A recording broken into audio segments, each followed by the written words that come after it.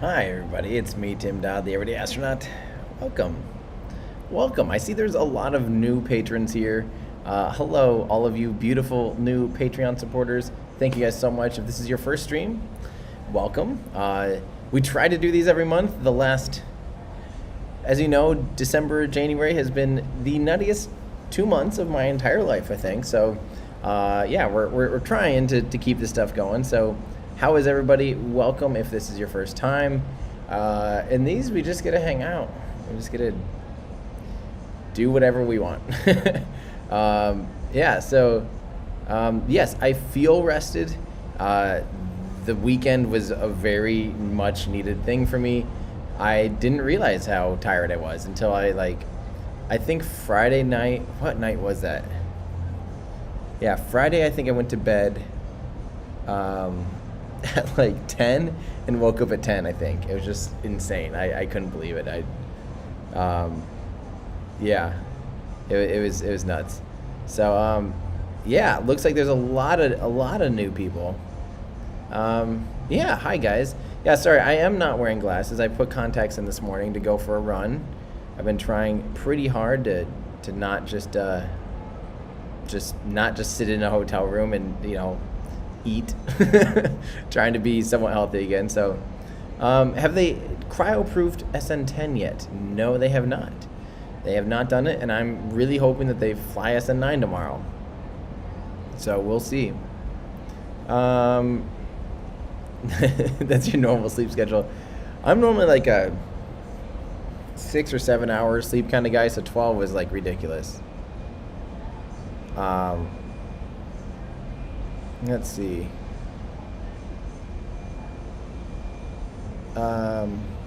Is there any reason to subscribe to YouTube and Patreon as opposed to putting the same amount into the... Well, so Patreon actually offers more perks, and the cool thing, Patreon takes less. So if you're between the two, we can do a lot more integrations with Patreon that we still don't have the control with the integrations in YouTube. So it's easier to do certain perks for Patreon members, including Discord is one of them. You can technically do it with YouTube, but the integration is really clunky, and it's, yeah, I've been waiting for it to kind of get fixed up before we try integrating. But yeah, Patreon takes, I think it's like 10%, and YouTube takes 30%. So if your goal is simply just to support what I do, becoming a Patreon supporter is awesome.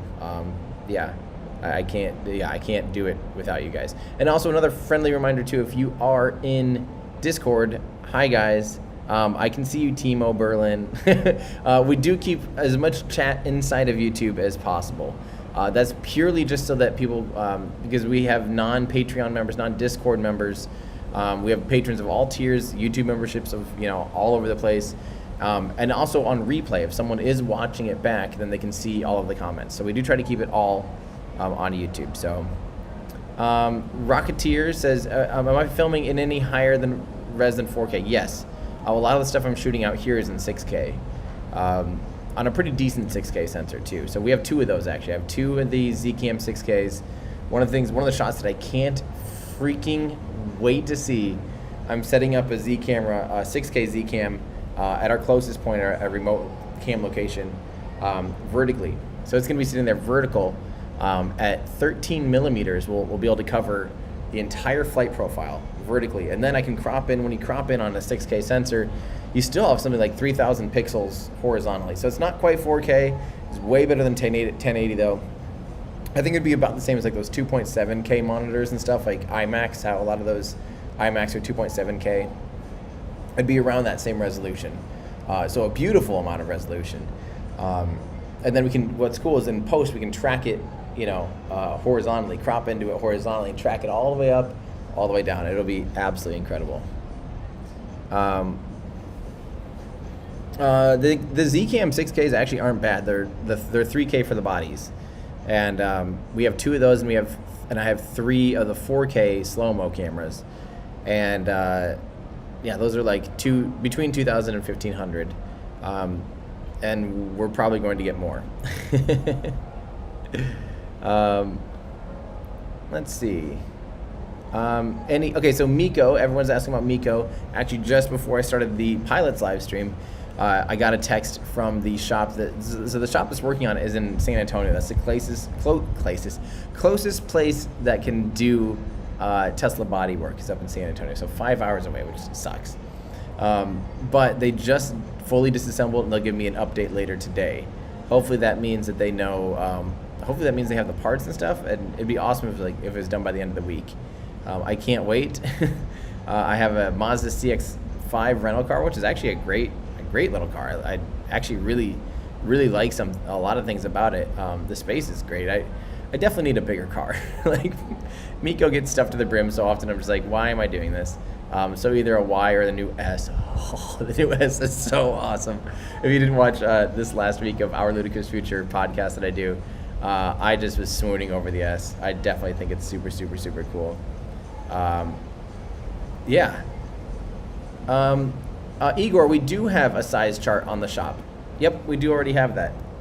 Let me double check for you. I don't think it went away. Let's just click on a shirt. Yep, we have a size chart in the description. Just click on it. It'll take you to our sizing chart. We already have it, my friend. Plaid Plus. That'd be so ridiculous. I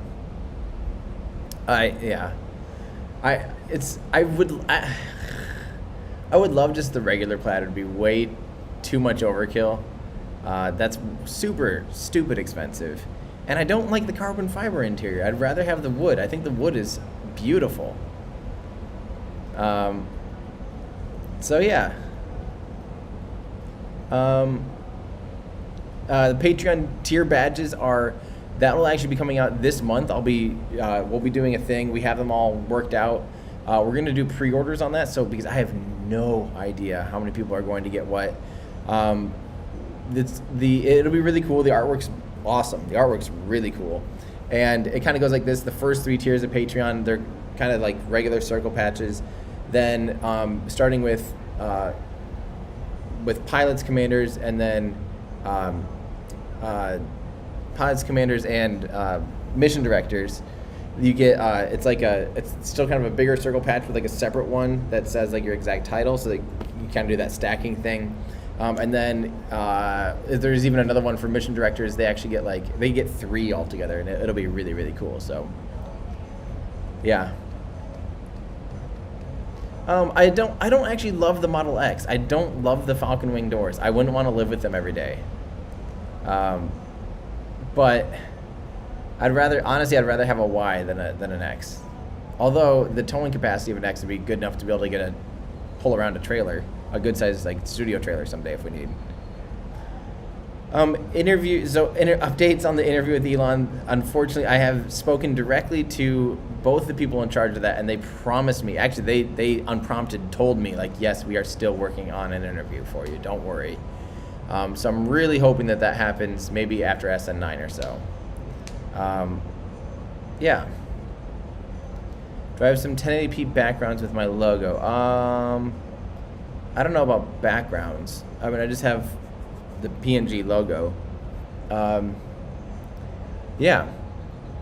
Pierre wants to know, the topic of the next deep dive is definitely, the next big fat deep dive is going to be the Soviet rocket engine video. It's absolutely beyond ridiculous. 27 pages. Ryan Ghostwriter was just mentioning in the last stream or around the last stream that he's actually been working on it. He started doing the research for it over a year ago now. So we have officially been working on the video for over a year. I started doing little bits of research, I think, by midsummer. So it's definitely one of the longest videos in the making, but it's going to be amazing. And so, but the problem is I won't have a minute to work on something like that until at least SN9 is done. My goal is I want to see one of these land. Seeing SN10's on the pad before SN9 flies, if SN9 doesn't land, then I am going to stick around for SN10 for sure. And like I said, I still am working on a studio space as well, which would make that all a lot easier to stick around, not a big deal. But we will see. We'll see if something works out, if something happens. And meanwhile, yeah, I mean, I don't know. I don't know when to call it quits, because at some point I want to get back to the normal work that I do. I like the research and the scripting and the long form videos. It's just really, really, really hard to do both. Like, so far, I'm lucky if I get an hour to myself each day. Yeah. Carter Page, any Team Space merch updates here? I'll be right back.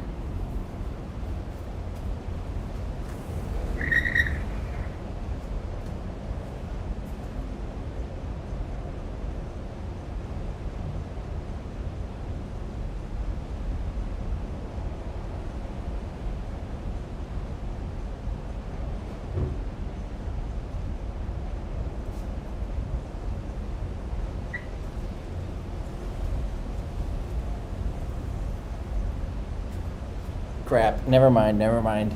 It's in the car still.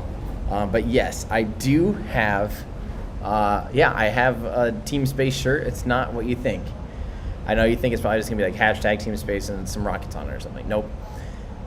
It's a picture of Lucky Number 7, of Soyuz 7, and or of the R7 rocket, and it's kind of this like 80s retro kind of Soviet feeling thing.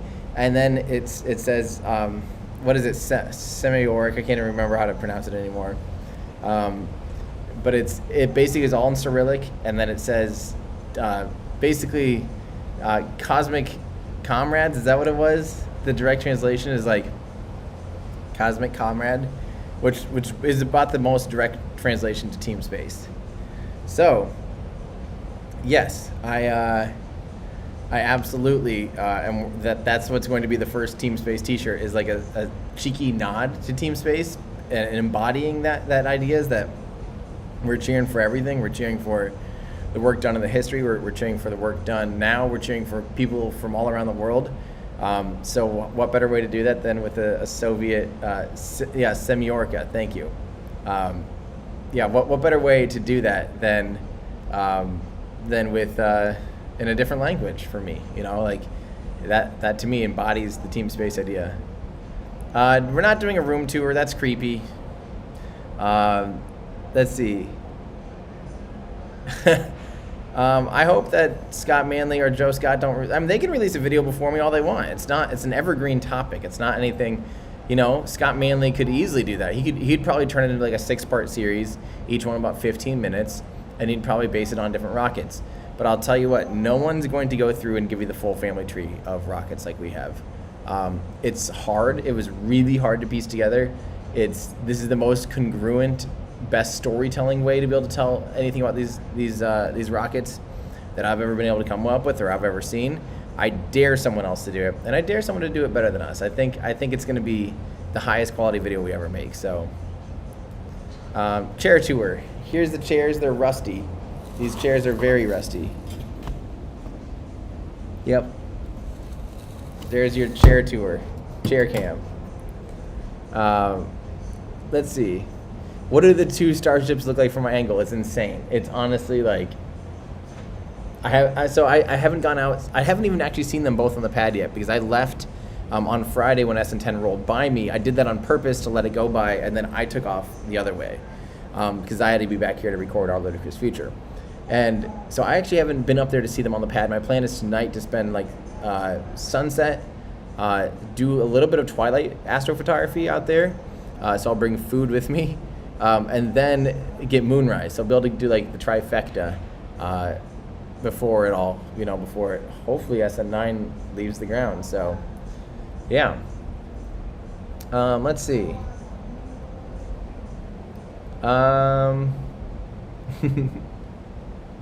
Can we have a look right now? Yeah, here, I'll just do a little 180.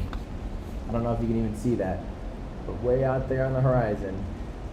It's the same view you see from the live streams. I mean, with this webcam, it's not going to be fantastic at all.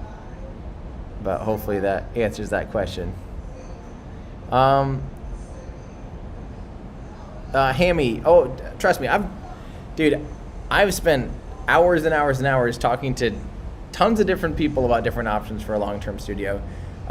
This is not the best option. I'm just telling you that now. It's a great view. I will, as soon as I'm not in this hotel. That's the other thing is I don't want to promote the hotel that I'm staying in. It's already creepy enough. There's nothing wrong with people saying hi to me, right? That's fine. That's great. I love meeting people. In the pandemic, it's still not the greatest thing for me. I'm still trying to be very cautious of my space, not the website. But constantly running into people every time I go anywhere can be a bit much for me. I'm just not used to that. So I don't want to be like, hey, everyone stay at the same hotel I'm at, because I just think it's not a good idea, right? So once I have an option that's not the hotel, I'll gladly push them and encourage people to stay there, because it is one of the best views on the island for sure. So yeah. Zev, okay, so have we not had anyone following up on the Patreon subreddits?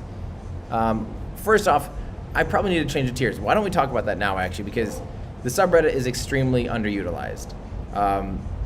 It's not great, and I would rather almost make it so we integrate into Patreon like your badges in the subreddit as your emoticons or whatever, and just let the subreddit be open so it's more active, because it's not being utilized right now. I don't know what perk I could really do at that. I don't know, we'd have to rejigger, but having it be a private community isn't fantastic, unlike Discord, which is private so that we don't get trolls, we don't get, we get high quality content, we get people that are really engaged and want to be part of the community, not people that just, it's more of a commitment, hopefully that, yeah. Hey, thank you very much, Robert Powell. Setup tour, no, it's not set up right now. It's all just a mess. Let's see. Do we/you need a subreddit? It's nice, actually, for organizing videos and stuff sometimes. Um,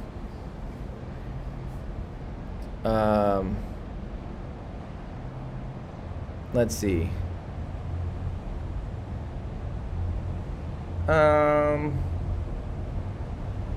Sorry, I'm trying to catch up with you. Yeah. So I think that's what we could do. We could add flares for the subreddit with your. So we're gonna be we have the Patreon badges basically that'll be like badges you guys can buy or patches, and they're different tiers. Like they're really cool. They're really cool, and I can't wait to get those out. But we'll probably make those the same badges like in the subreddit or something. That'd be pretty cool. Am I going to be playing KSP? No, not this time. I have. When I play KSP, every time it turns into a rabbit hole, and it's like a 4-hour thing. I don't have time for that this time, unfortunately. I have to get out of here. I have 3 things I have to do before I head out to the pad. So every day around here is just jam-packed. I went for a run this morning, was on 2 phone calls this morning, had a little bit of time to eat, we're doing the 2 Patreon streams. Then I've got, basically 3 meetings, more or less. Well, meetings. Virtual and otherwise, before I run out to the pad to be able to do some stuff. So, let's see. Can I add dog items to the store? I definitely should. Big dog fan. Dog and squirrels and cat items would be fantastic, in my opinion. So, that's. I should probably. Yeah, I probably should.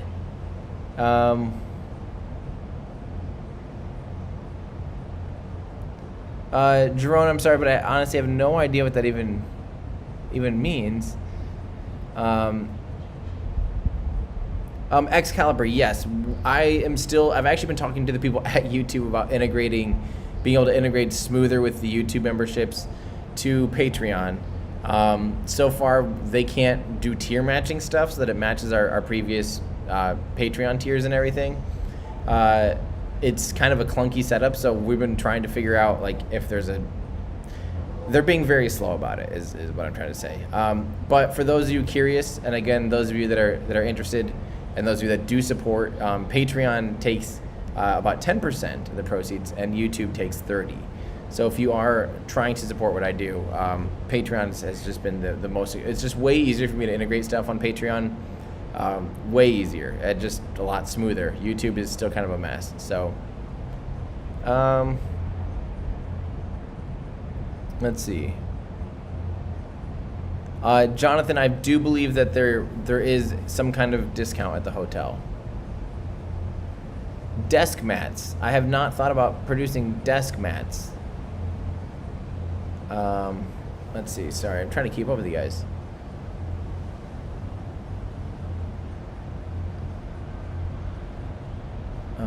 Hang on. What was that about?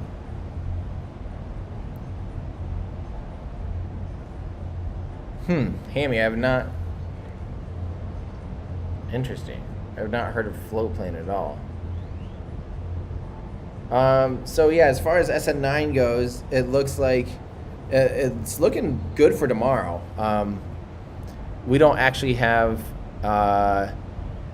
We don't actually have any certain things yet. But I've been hearing quite a bit that they think that they'll have a launch license in hand tomorrow. And so fingers extra crossed because I need that. I need it to work. So, yeah. I will definitely be streaming the Perseverance landing. Definitely. That'll be awesome.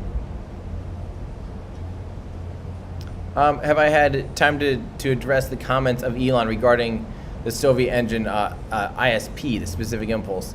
We've been looking into it a little bit. It definitely isn't a very well-known engine. It's definitely not something that made it off the pad or anything, or it made it off the stand. So I don't know if it's going to make it into the video, unless it's a derivative, and we can just like share it quickly. Like they also looked into this, and it actually had some performance gains, as noted by Elon or something like that. Yeah.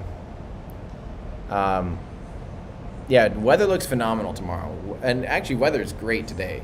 Weather would be, if it was like this, I would be very, very, very happy. We do not know the problem or any real things of what it was tomorrow. Andy Berry's saying about Jesse Anderson promoting the gear. The problem with any SpaceX employee that's not Elon, and probably even Gwen might even have a hard time, is they really can't talk about work. So having her on OLF or some other, any other thing, we'd have to be very generic, and it just wouldn't be, I think, as fun as, although it would be really fun just to get to know the hosts of the SpaceX streams and of the ULA streams and the hosts of Rocket Labs and all those streams. I would like to hear people's stories a lot more. That would be kind of fun to do as a, like on OLF or something. Yeah. Let's see. If SN9 rutted, do I think it would take out SN10? I don't think so. A lot of energy. Well, I mean, I'll never say never, but honestly, I have no idea. The tank farm didn't get too affected when SN4 blew up, and blew up big. I don't know. I don't know. Fibula, I have heard of Blue Shift. They just launched yesterday, I think. Christopher Clinton, yeah, I've tried that. I've tried my hand at that. The original Everyday Astronaut videos were very much aimed at kids. And I just found that kids just want to watch what their parents are watching half the time. You know, I have a lot of parents telling me that their 6-year-olds watch my stuff with them.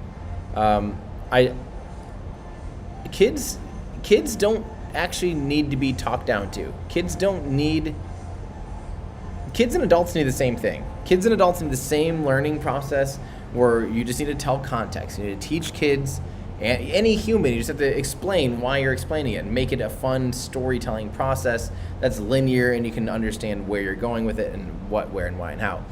I want all my videos to be, you know, watchable by young people, by kids and by adults the same. They maybe aren't as goofy as they used to be. I'm okay with that. At the same time, yeah, I've done the goofy. If you guys don't remember, I actually in 2018, coming up on 3 years ago, wow, I shot a full production show, like a show produced by the same people as stuff from like Nat Geo and Science Channel. It was called Spacing Out with Everyday Astronaut. It was premiered on Facebook Watch. It was very kid friendly. It took like the Everyday Astronaut character to the extreme. And that's actually when like that was the straw that broke the camel's back. I never wanted to put the spacesuit back on. Basically after that, I never wanted to be that goofy again. But yeah, I kind of believe that, I don't know.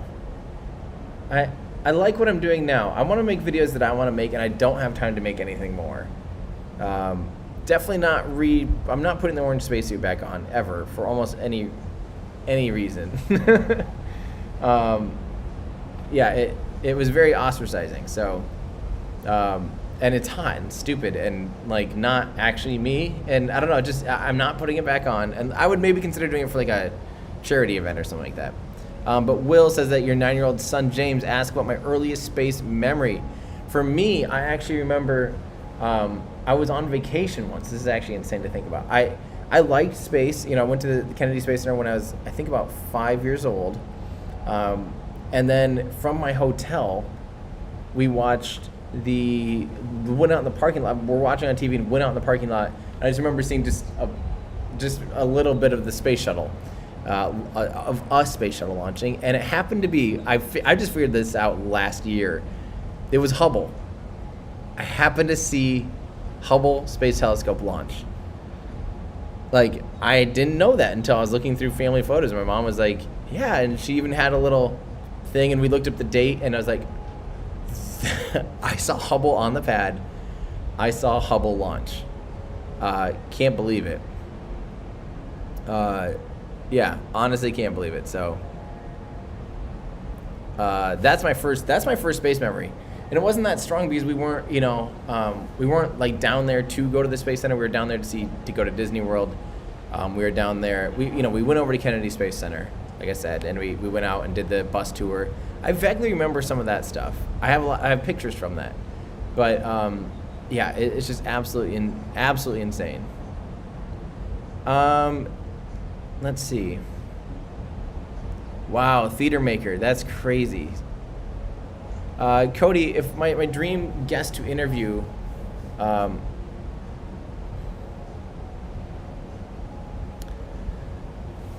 there's some fascinating people that I wish were alive from the early Soviet space program, especially Sergei Korolev. Yeah, I don't know. I feel like few people give better details in interviews though than Elon does. So yeah,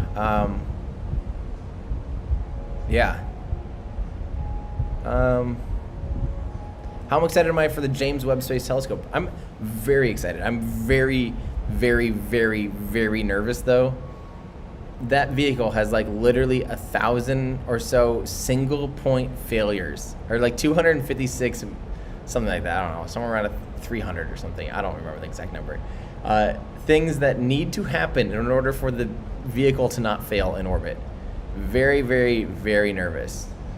TOC Logan, man, no, I already did it.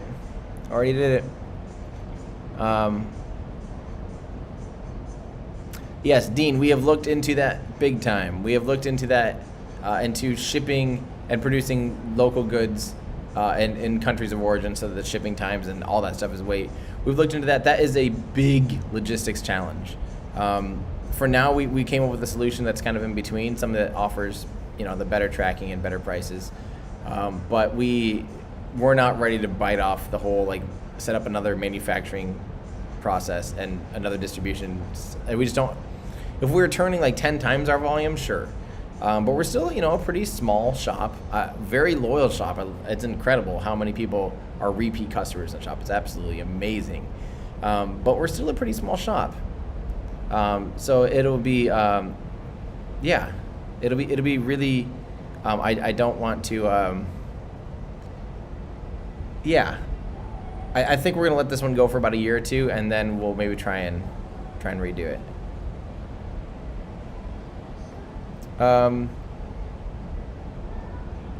You have a piece of the Hubble. That's crazy. How do you have that, Dylan? That's insane. I don't know. What's the difference between drop shipping and just shipping? Because we ship to Europe all the time. Thank you, Todd. We do need point-to-point deliveries.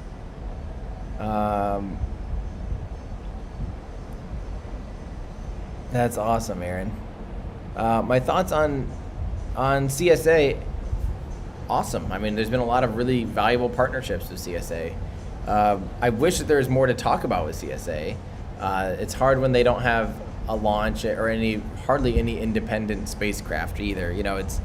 There's a lot of people that I don't have time to talk about, and unfortunately, the reality is, the truth of the reality is, SpaceX just eats the news.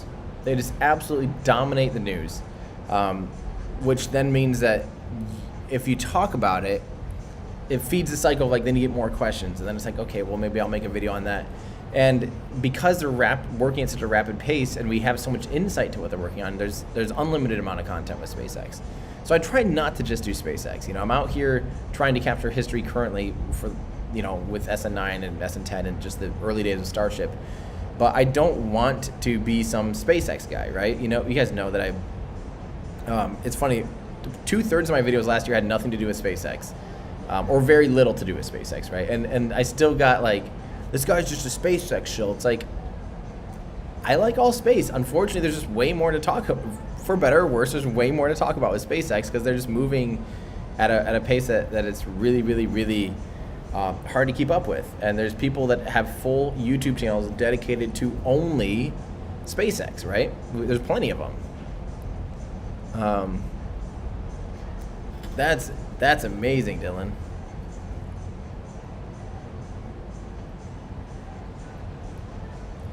Ollie, we do everything. We do everything in the U.S. It's all sourced in the U.S. We don't do it. That's also one of the reasons that it's more premium. Is I'm trying to be smart about where we source materials from. Because good labor practices. Everything's here in the U.S. on all. We don't really make a big deal of it because I don't want to be like nationalistic about it, but I do want to make sure that the people that are working on all the merchandise are getting paid very healthily. I mean, it's a very small team of people that work on our merchandise. There's literally just basically a communications there's like a team of like 5 people that they mostly do band merch. So like that slowed down a lot last year, so we really pumped into our merch because they had a need for like, hey, we really gotta, in order to keep everyone on the team. So that's when I started really cranking out merch, was because of the pandemic. A lot of bands weren't going on tour, weren't selling merchandise, and this is my good friend's company.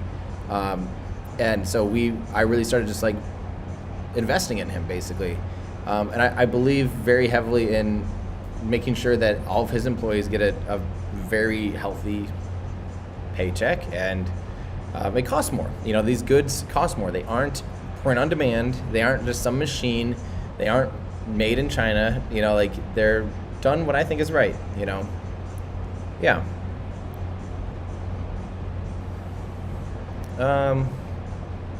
Jeff, I would love to I want to make more content, period.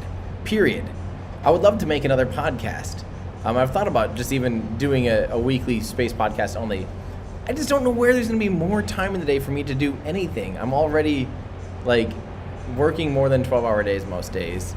And I don't really know what a weekend is, except for last week when it was like my first. I just don't know when I have time to do anything else. Yeah. Let's see. I did see Blue Shift. I saw some posts about it. I haven't actually seen it, but so I'm trying to keep up with you guys. Bigger team. The team's expanding like crazy. I'm bringing people on as quickly as I can, as quickly as it makes sense to. You know, if I have more people coming on, we have to train more people and do. It's just it's a growth problem right now, and but at the same time, like I was able to make more videos back in the day when it was just a smaller channel. But as the channel grows, all these other things, like I have hours of emails that I'm supposed to go through that I can't get to. I have tons of just other things that I'm on the phone constantly trying to figure out. So it's not a matter of, yeah, the team is growing. The team is growing. And the team needs to continue to grow. But at the end of the day, like, I just want to focus on what I want to do. I want to just make the best videos that I can. And I have a list of videos that I want to get done. And it seems like every year after like the Astro Awards, it seems like there's always about a 2 or 3 month gap in videos. And that's kind of my time to kind of pursue other things and refresh. This is my version of pursuing other things and refreshing, is working way too much on SN9 and 10. Yeah. My glasses are currently off. I went for a run this morning, so I'm just wearing contacts. You can walk. There's a decent amount of places to eat within walking distance on South Padre.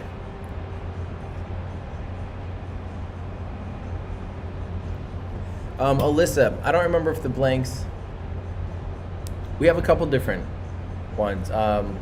We've used Bella Canvas before. We've used, of course, American Apparel. I don't remember what the current blank is though. It's another U.S. company.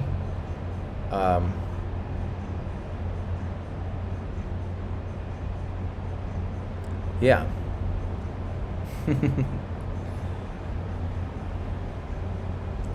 Thank you very much, Nightcrow85. Again, thank you to all of you that are new around here. You know,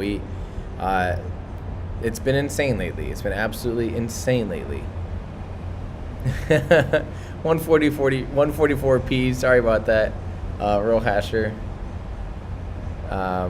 They're not Hanes. I run on the sand down here. The sand's pretty hard packed, so it doesn't feel too different than running on pavement. I really like it. What do I think of the RS25E test run? That was cool. No, Raptors have never ran for more than, SN8 actually broke a record. 42 ran for the longest that any Raptors ever run, believe it or not. They have never run. That kind of stays here, but I don't know. 42 broke records. So that was only like 4 minutes or something. Maybe 4.5, I don't remember the the exact amount of time that number 42 ran. But the SSMEs and the RS25, they all run for like 8 minutes. So, yeah. Will I do a 10K tomorrow? FSN9 does 10K. I will definitely not do a 10K on the same day as a live stream.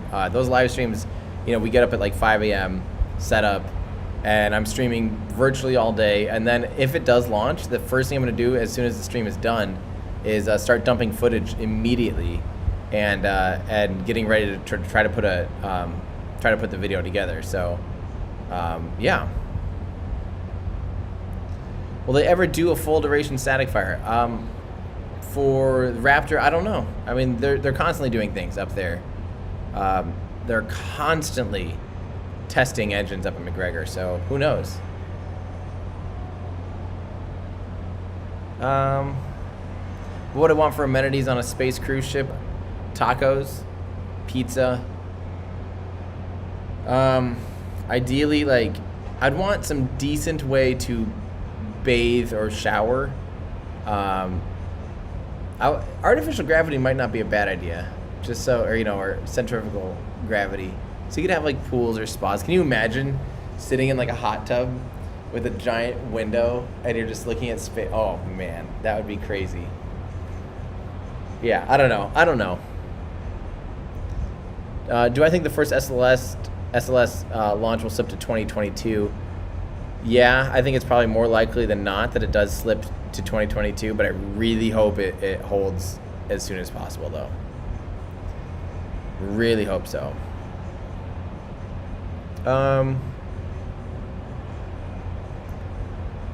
Yeah, Katrin, absolutely. Once it's safe, to travel and stuff, I can't wait. I'm gonna owe the website crew some fun stuff to be able to do together. Unfortunately, most of the team is scattered throughout the world, so it's going to be really hard to get everyone together. The Astro Gunner, where did I get my engineering knowledge from? I am self-taught. I dropped out of college, for better or worse, multiple times. Got a degree in nothing. I have a 2-year degree and like a 2-year AA degree in nothing, which is, I think, what most of those are. It's like a gen ed. So I have never studied. I haven't even taken a chemistry class in my life, which is scary, because now that bites me in the butt big time. Chemistry scares me. But yeah, I've hardly taken any. Like, I've taken like a basic physics class maybe in high school, but it's just been the cool thing about the internet is you can learn whatever you want to learn these days. So I'm constantly and mods. Don't worry. Yeah.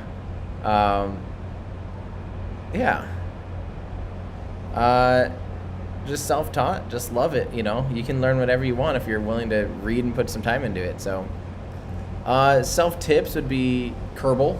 Honestly, Kerbal Space Program, by playing it you learn a lot of physics in an intuitive way that I think gets the gears running in a way that books just generally don't. So yeah, definitely Kerbal Space Program. Yeah. If you're doing anything on, like Smoking 7 says, University of Wikipedia, if you're doing anything on Wikipedia, make sure you're looking at the sources. I oftentimes will use Wikipedia just to kind of organize thoughts and organize research by then using that to look at the sources, and half the time the sources, you look in their sources. So peel a couple layers back. Some good books. I really liked Buzz Aldrin's book, the Mars... Mission to Mars or whatever his book is. Robert Zubrin had a good book that got the gears turning. The Elon Musk book is really good. Alex wants to know where the Starship flaps and thrust domes. The thrust domes are built, I believe they're built on site here at Boca Chica, but the flaps, I believe, are shipped in from Hawthorne at the moment. A pool like in the movie Passenger, yes please. That's awesome, Gary. You are on time. Anush, welcome. Welcome back from your nap. Yes, of course. I'll definitely be streaming Falcon Heavy for sure.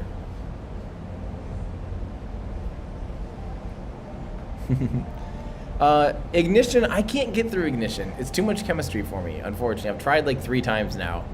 I just can't get through it. It's all chemistry basically. And it's all like just, especially on audiobook, you're just hearing like. So then we tried CMM4, dash of 2433. We put in a HBB4, HB44B plus HB2344 for combo of a CH33 combo 2H02. I was like, I don't know what any of that means. That means absolutely nothing to me. Yeah.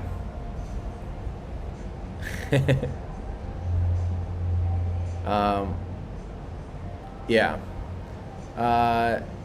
The first heavy, well, we've had 3 heavies, of course. The first Falcon heavy of the year, I think, is hopefully going to be like in the first quarter. When do you think Elon uses a Starship as his private jet? Think of how much time in his week he'd get back.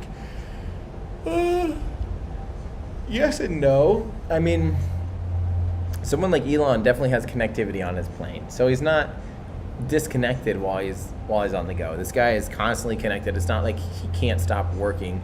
You know, us peasants, when we go through the airport, you have a lot of time chewed up in terminals. You have a lot of time chewed up in security and checking in and all this stuff, yada yada. And it just takes time. Even an efficient airport, you're going to have an hour without being able to touch a device really, or where you can't really easily get work done. He can be in his car, drive straight to a plane, get on the plane, and never stop, like, doing work. So I don't know if a Starship would actually increase his productivity that much, honestly. It might a little bit, but yeah. When do I think we'll see BN1 on the pad? I think BN1 could get to the pad next. I think BN1 could get out there after SN9 launch, and I could see them rolling that out in just a couple weeks. Yeah, you're welcome, guys. Yeah, what I was thinking and feeling when SN10 rolled by, so I talked about this a little bit in the pilot stream, so sorry if this is a repeat story, but it was actually really surreal. I was really close. I was only like literally 20 meters away. Like, I was really close. And I don't know if I'm lucky and if the security guard mistook that, thought I was working for SpaceX, or if he knew me or what, but he pushed everyone else back, but then like let me stay where I was. So everyone else is about 50 to 100 meters back. I was like right along the side of the road, and he's the one that took a picture of me. So I don't know if he was a fan or what, but it was awesome.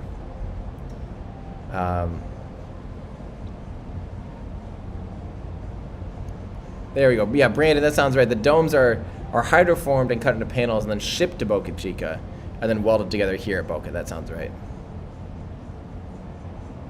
Ralph, I think the FAA will have a lot easier time approving BN1 launch, honestly. I don't know if BN1's even going to hop or what it's going to do, but, you know, I don't think it'll be as scary of a flight profile as what SN8, 9, and 10 are going to be doing. The car is, hopefully, I'll hear back later this afternoon, but it's been disassembled, and hopefully I get a time estimate. I hope it's like by the end of the week or next week that it's finally repaired.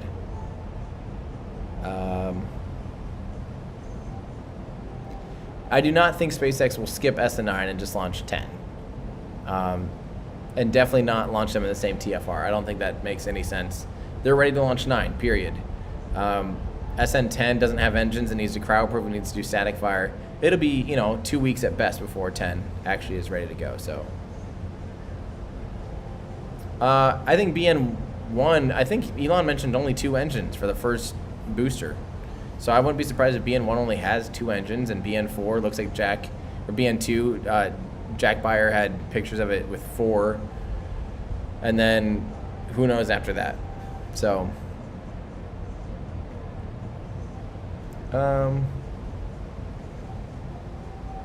Stephanie, it's hard to feel the actual size of SN9.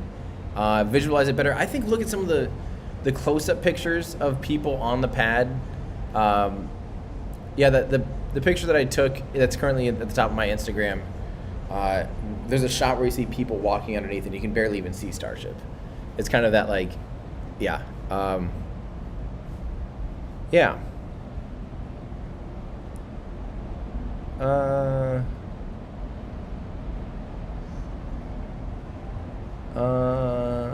That's awesome. That's awesome, James. That you're able to see Jupiter and its moons. That is very, very cool. That's a good space memory. That's a very good space memory. BN1, I think, only has 2, but I think BN2 has 4. How high could it... If they just go... If they full send, just yeet BN1 with 2 Raptor engines, I don't know, we could look into it, but it might only go like 10 kilometers. I don't actually... I'm struggling to find the point of BN1 and BN2. If they're... What's the point? We already have a 3 Raptor engine vehicle. This is just going to be taller with less hardware, so I don't quite get the point of hopping or doing any of that stuff with a booster. But Alex, they are working on a dealership in Brownsville. Eduardo, I do think SpaceX will stop making cryo-proof for every prototype at some point soon. X planned. My plan is, at this point, I want to see one of these things land. I want to be there for that first milestone.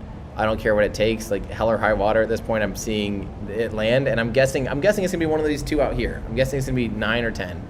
I think 8 came a lot closer than any of us thought, and I really hope that it's. I hope that it's 9, and if it's not 9, then I hope that it's 10. I'll be here. They are very close. They're probably only like 80 meters away or something. You know, like less than 300 feet away.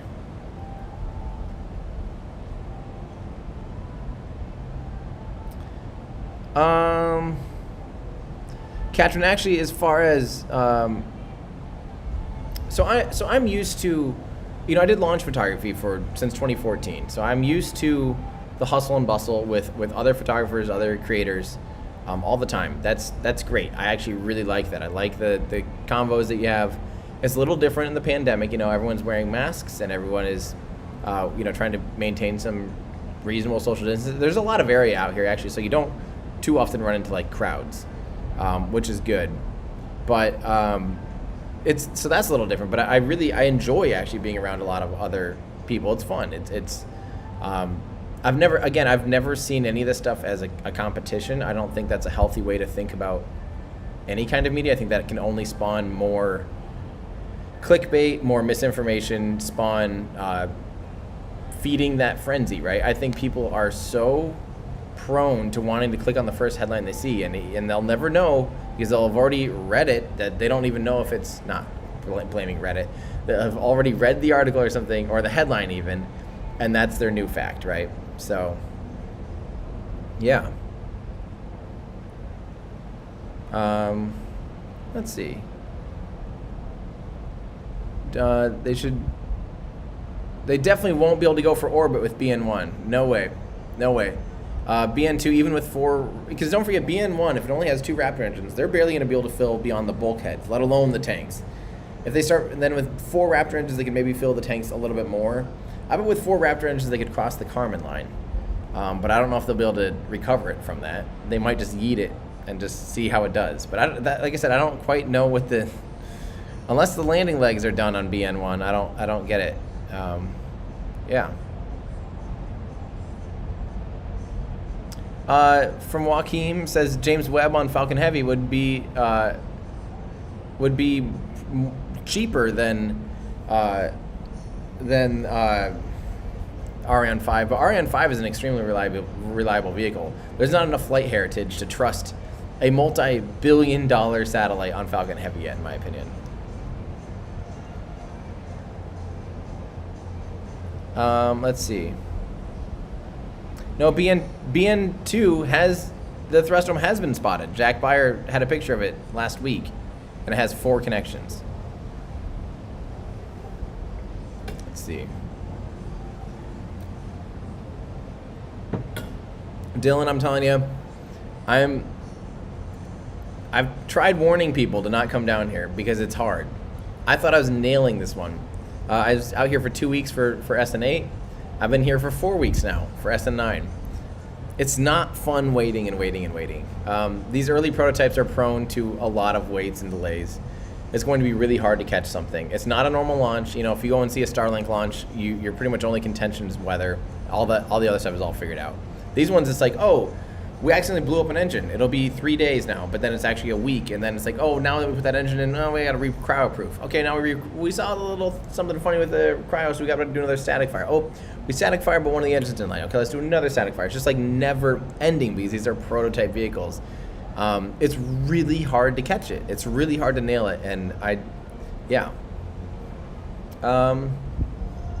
Let's see, how do I stay positive being so far from home and in hold with S9 and 10? I mean, it's not bad here. Like, this is not the worst place to be in the winter. So I have that, like, it's not like I'm in a bad place. I'm very fortunate to be able to afford to stay in a hotel constantly and not constantly like fear that it sucks. It really is not ideal at all, which is exactly why I'm trying to figure out a studio space. It's just money literally down the drain. It's just a poor waste of resources. But it's not the worst place to be. I'm relatively happy here. It's not home. I miss home, and I miss my family and although my family and friends I only see at such limited quantities anyway, because of the pandemic, that it doesn't feel that wildly different. But there's a lot of energy around trying to capture this stuff and trying to share this stuff that it does feed you a little bit. It does keep me going, and there's, I don't want to say the word obligation in a bad way, but knowing how many people are supporting what I do, it gives you this sense of like, yeah, this is important. There's this many of you guys right now listening to me just rant about nothing, that it puts the weight of the importance on me, and I understand that, and that does energize. So yeah, I'm hanging in there fine. It's easy to be positive. Casper says, always been impressed with your ability to stay apolitical. Has that been difficult for you? Extremely hard. Yeah, for anything. And now it's hard because I feel like yesterday somehow it became a political message when I encourage people not to just comment ruthlessly on the FAA's Twitter feed. I honestly found it a little bit embarrassing that underneath every post of the FAA lately was when hop and free SN9.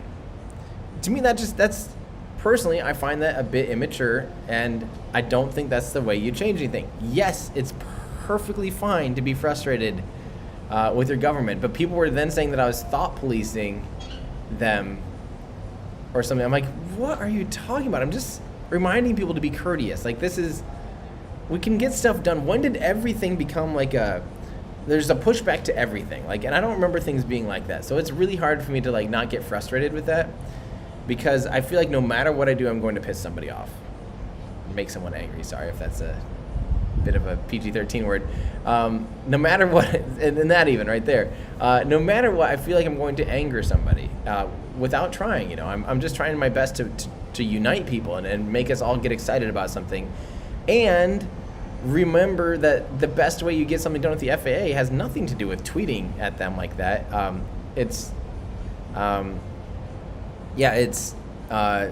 There's literally systems in place to make sure that how we can make change. As a matter of fact, I learned that changes are coming in March, March 10th. There's new rules in place that'll make this a lot easier. So, yeah. Excalibur, in my honest opinion, do I think SLS will fly more than once? Yeah, definitely. There's hardware for 3 of them already. I definitely think it'll fly. I'm thinking it'll fly about 8 times, honestly. But yeah. Safety is critical, yes.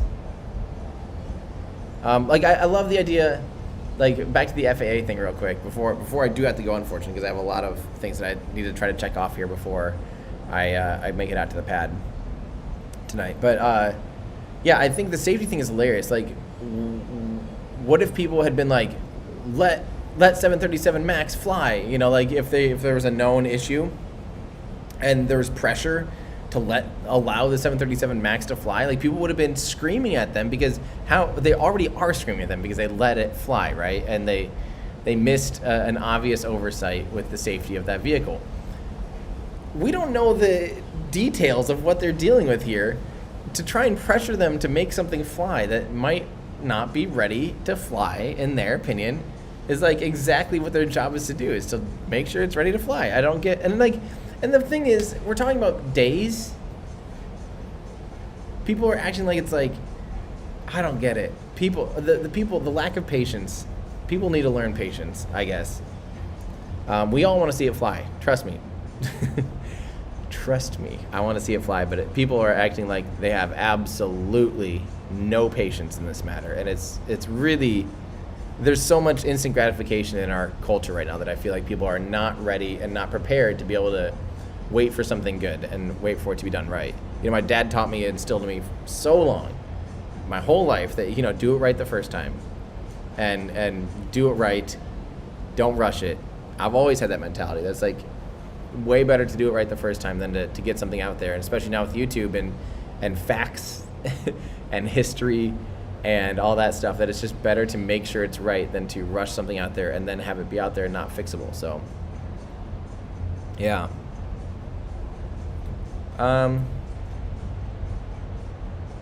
Crowdproofing just is a check, a double check.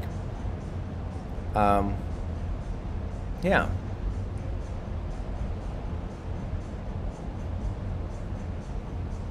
Sounds good, Dylan. Measure twice, cut once. Exactly. My dad's a bit of a carpenter, so we'd work on woodworking projects often, and that teaches. I think everyone needs to do woodworking. Do some woodworking, do some construction, and I think you'll learn patience, and I think you'll learn the value of doing things right. Maybe it's just because and mechanical things. I'd work on cars all the time with my dad, and I worked on motorcycles and all that stuff. I learned the lessons the hard way too many times about doing it wrong the first time and how it just bites you in the butt. So, yeah. Woodworking made you less patient. Yeah. This is so true. People need to learn. Man, in the wake of the Columbia and Challenger disaster, back-to-back, people having go fever, trying to pressure the FAA into flying a vehicle that they don't know is safe, like, a bit ironic, if you ask me. A bit ironic. I have not done any fractal forming on wood.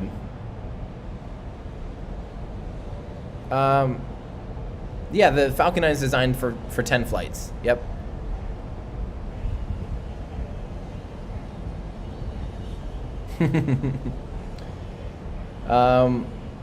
So guys, unfortunately, I think I had to end this right now because there's like three things that I'm trying to get done here before I head out to the pad. I want to get out there early enough to not get down there before the sun's down and all that stuff. So tonight I'm going to shoot daylight shooting, sunset shooting, or basically golden hour, sunset. There's a couple hours of like good twilight, of good night sky, so for some astrophotography, followed by hopefully moonrise, hopefully a nice pretty moonrise. So let's see. I think, yeah, that's going to do it for me. Thank you guys so much for joining me. Thank you for your patience because we missed January. So maybe if it works out, depending on what this next month looks like, I'll try and squeeze another one in at the end of the month or something. But no promises. I'm really sorry. There's just been so much going on that I have not had time to do these things. So thank you guys so much for hanging out with me. Thank you so much for your support. It really means the world. It's making a legit massive impact on what I'm able to do because of you guys. So thank you for that. Yeah, let me know if you guys have any other questions. Hopefully the next stream I'll be able to do more time and we can play more Kerbal and stuff like that or do something. But in general, stay tuned. Excuse me, sorry, drank way too much water. Stay tuned. There's a lot of stuff coming. Maybe we'll see SN9 fly tomorrow. We'll see. So, all right. Thank you guys again. I love you guys, and I hope that you have a fantastic week. And I hope, fingers crossed, we see SN9 fly. All right. Bye, everybody.